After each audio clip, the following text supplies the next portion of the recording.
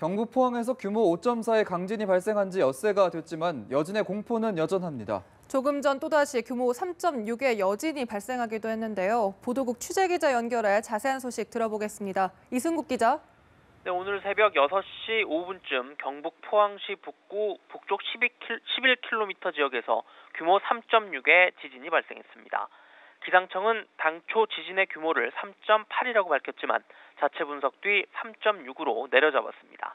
이번 지진 역시 지난주 발생한 5.4 규모 지진의 여진으로 기상청은 파악하고 있습니다. 규모 3.6은 지난 15일 본진 이후 있었던 57차례 여진 가운데 두 번째로 큰 수준입니다.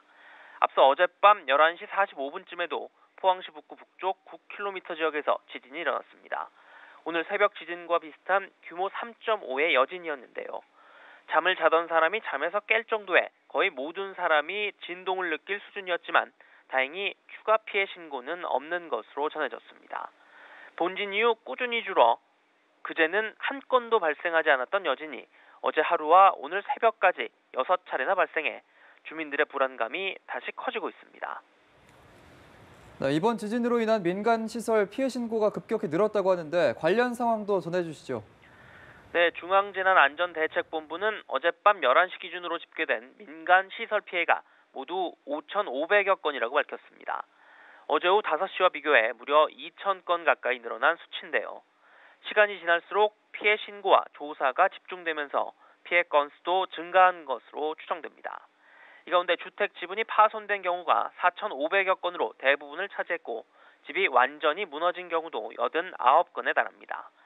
이번 지진으로 현재까지 다친 사람은 모두 83명으로 파악되고 있는데요. 낙석 피해로 의식불명에 빠진 70대 여성 1명은 여전히 중환자실에서 치료를 받고 있습니다. 천여 명의 이재민은 흥해 남산초등학교와 흥해공고 등 9곳에서 머물고 있습니다.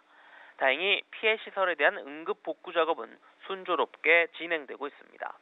복구 대상 6,100여 곳 중 5,500여 곳의 복구 작업이 완료돼 90% 가까운 복구율을 기록하고 있습니다. 지금까지 보도국에서 전해드렸습니다. 네, 당국이 포항 지진 피해 이재민의 생활 환경 개선을 위해 대피소 분산 작업을 벌였습니다. 주말이지만 의료팀을 비롯한 자원봉사자의 손길도 이어졌습니다. 김지수 기자입니다. 아침 시간 대피소 앞으로 모여든 이재민들이 하나둘 버스에 올라탑니다. 체육관 안에선 봉사자들이 바닥에 있던 온열재를 뜯어내고 본격적인 청소 작업이 시작됩니다. 사생활 보호와 건강 문제를 우려해 당국은 흥해체육관에 모여있던 800여 명의 이재민을 2개 학교로 분산 수용했습니다.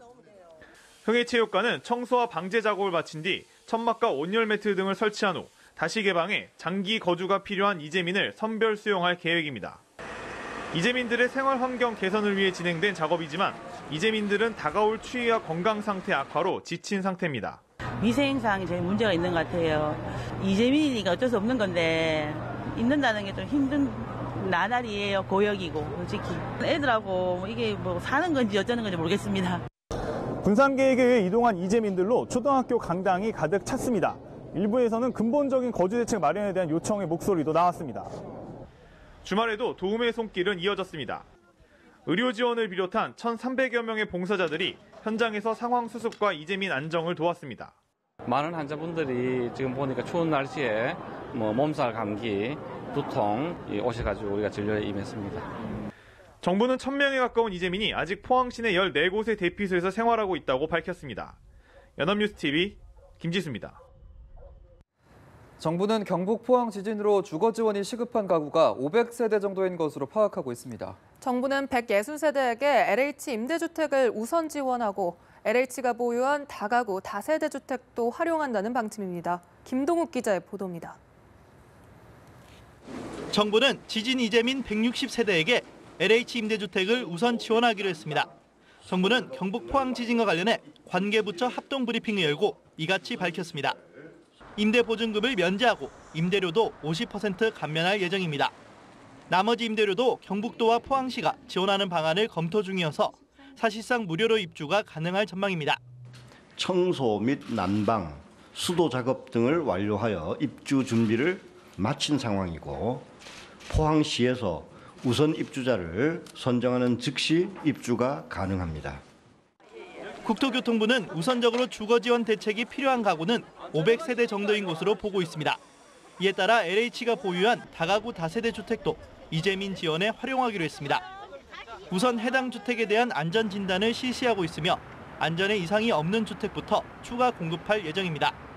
만약 다른 민간 주택에 전세로 들어갈 경우 이에 대한 지원도 확대합니다.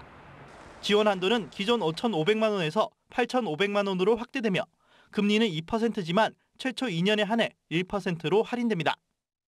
행정안전부와 경북도, 포항시도 국토부의 지원 한도를 초과하는 전세금에 대한 융자금이나 금리를 추가 지원하는 방안을 검토 중입니다. 연합뉴스TV 김동욱입니다. 이처럼 지난 15일 경북 포항에서 난 규모 5.4 지진 당시 진앙 주변 광범위한 지역에서 땅속에 있던 자갈과 물 등이 지표면을 뚫고 나올 만큼 강한 압력이 발생한 것으로 나타났습니다. 이 같은 사실은 한국지질자원연구원과 부산대 손문교수팀 등이 진앙인 흥해읍 망천리 반경 5.5km 안에서 액상화 현장 조사를 벌인 결과 확인됐습니다. 액상화는 강한 지진 흔들림으로 땅 아래에 있던 흙탕물이 지표면 위로 솟아올라 집안이 순간적으로 액체와 같은 상태로 변화하는 현상을 말합니다. 학계 일부에선 이 때문에 건물이 내려앉거나 기우뚱 쓰러지는 등 피해가 컸다는 분석도 내놨습니다.